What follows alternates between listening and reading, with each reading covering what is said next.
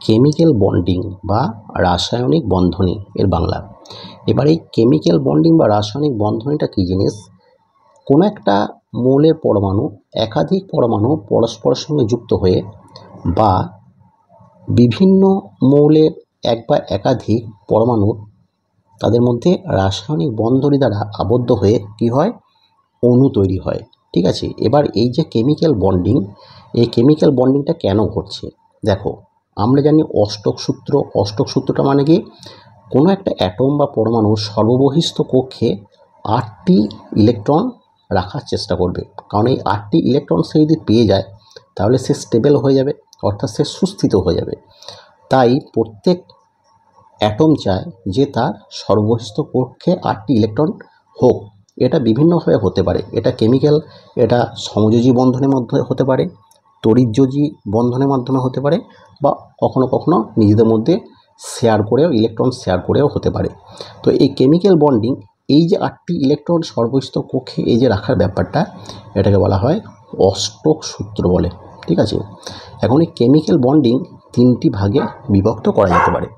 একটা হচ্ছে কি, যে তড়িৎ যোজ্যতা। কি? একটা হচ্ছে তড়িৎ যোজ্যতা, বা এটাকে কি বলা হয়? এটাকে বলা হচ্ছে ইলেকট্রোভ্যালেন্ট বন্ড। ঠিক আছে, বা এটাকে বলা হচ্ছে তড়িৎযোজী বন্ড। ঠিক আছে, 2 নম্বর কি? একটা হচ্ছে সমযোজ্যতা, বা এটাকে বলা হচ্ছে কোভ্যালেন্ট। কি বলে এটাকে? Covalent bond. আর একটা কি? অসমযোজ্যতা বা কোঅর্ডিনেট বন্ড। অসমযোজ্যতা, বা এটাকে বলা হচ্ছে কোঅর্ডিনেট বন্ড। ঠিক আছে, দেখো তড়িৎ যোজ্যতা এবার আমরা দেখি কী জিনিস। তড়িৎ যোজ্যতা, বা এটাকে বলা হচ্ছে ইলেকট্রোভ্যালেন্ট বন্ড। সাধারণত কি হয়, যে ধাতব যে মৌলগুলো রয়েছে, যেমন সোডিয়াম, ম্যাগনেসিয়াম, ক্যালসিয়াম, এই ধরনের অ্যাটমগুলোর মধ্যে বা মৌলগুলোর মধ্যে তড়িৎ যোজ্যতা এই ব্যাপারটা লক্ষ্য করা যায়।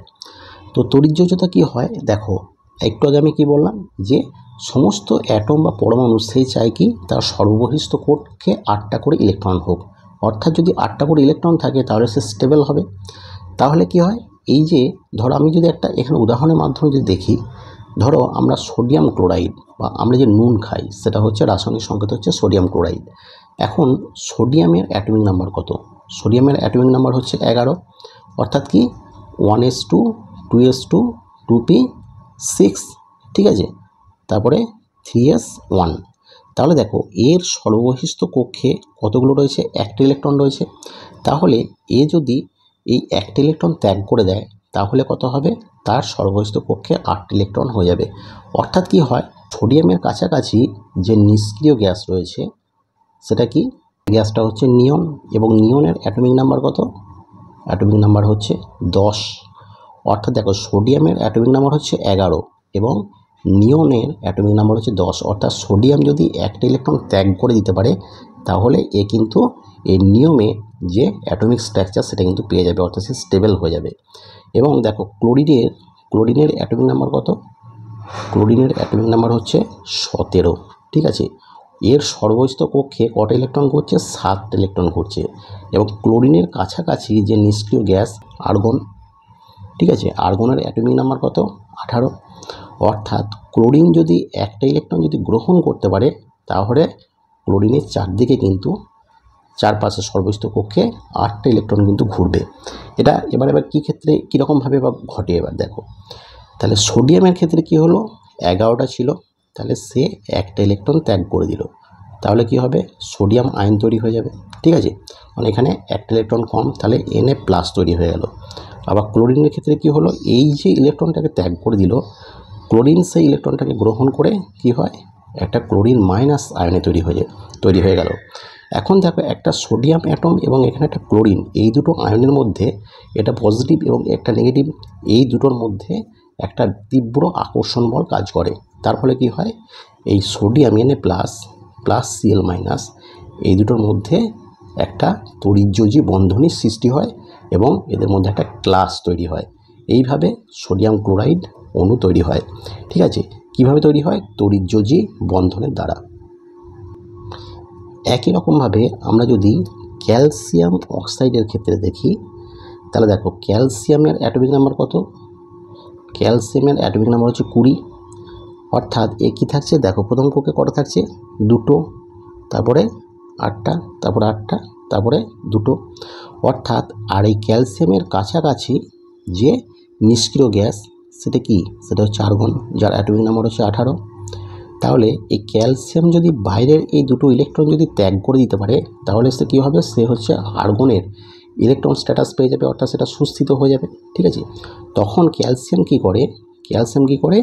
সে মাইনাস 2টো ইলেকট্রন ত্যাগ করে দিয়ে সে ক্যালসিয়াম আয়নে পরিণত হয়। ঠিক আছে, একইভাবে অক্সিজেনের অ্যাটমিক নাম্বার কত?